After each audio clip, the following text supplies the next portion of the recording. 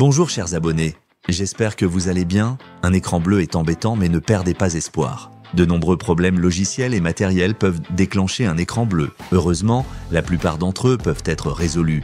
Nous allons vous montrer dans cette vidéo comment résoudre les problèmes d'écran bleu pour remettre votre PC sur pied. Voici certains des codes d'arrêt Windows les plus courants en matière de problèmes causant l'erreur d'écran bleu. Heureusement, vous n'avez pas besoin de savoir comment résoudre chacun de ces problèmes individuellement. Il existe aussi d'autres erreurs de code qui s'affichent sur l'ordinateur. Notez qu'une version du système Windows n'est pas à l'abri des erreurs d'écran bleu. Chacun des codes d'erreur énumérés ci-dessus a une signification. Dans cette vidéo, je vous donne deux solutions. La première est d'exécuter le vérificateur des fichiers système. Il est temps de rechercher des fichiers système endommagés ou manquants et de les réparer ou de les remplacer, si possible, à l'aide d'une analyse du vérificateur des fichiers système. Voici comment exécuter le vérificateur des fichiers système à l'aide de l'invite de commande. Tout d'abord, appuyez sur la touche Windows et saisissez CMD. Cliquez avec le bouton droit de la souris sur Invite de commande et sélectionnez Exécuter en tant qu'administrateur. Sélectionnez Oui ou OK si une invite s'affiche. Ensuite, saisissez SFC Scano dans la boîte de dialogue de l'invite de commande, appuyez sur Entrée et attendez que l'analyse se termine.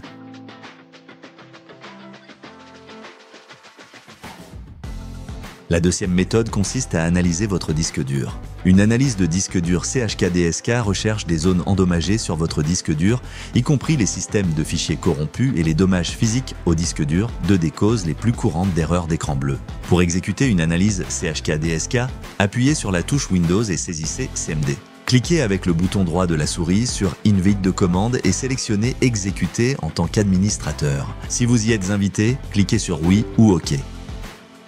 Ensuite, saisissez CHKDSK et appuyez sur Entrée pour exécuter la ligne de commande et lancer l'analyse. Si l'analyse identifie des erreurs de disque, vous devez exécuter un nouveau processus CHKDSK pour les réparer. Saisissez CHKDSK R dans l'invite de commande et appuyez sur Entrée. Cela lancera une analyse de diagnostic plus approfondie et restaurera les zones endommagées du disque dur afin qu'il soit lisible dans le système de fichiers. Si aucune des solutions n'a fonctionné jusqu'à présent, il ne vous reste plus qu'une option, réinstaller Windows. Cette opération effacera toutes les données stockées sur votre machine.